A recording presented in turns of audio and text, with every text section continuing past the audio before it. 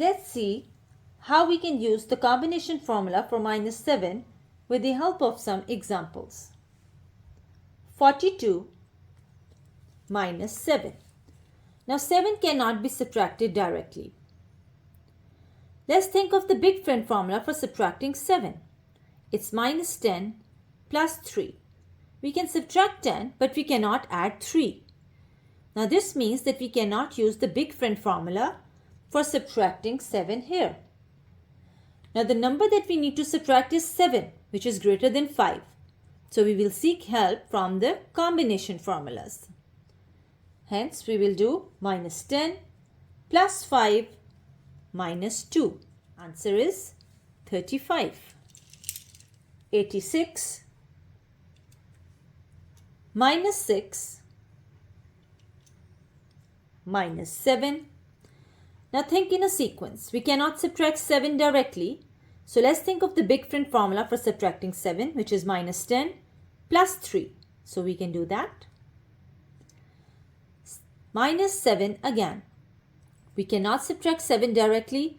The big friend formula is minus 10 plus 3. We cannot apply that here. And we know that for subtracting 7, we do not have a small friend formula. So we will seek help from the combination formula for subtracting 7. Minus 10 plus 5 minus 2. Answer is 66. 42 minus 7. Now think in a sequence. We cannot subtract 7 directly. The big friend formula for subtracting 7 is minus 10 plus 3. We cannot apply that here. And the small friend formula for minus 7 does not exist. So let's use the combination formula. Minus 10 plus 5 minus 2 plus 6. We cannot add 6 directly.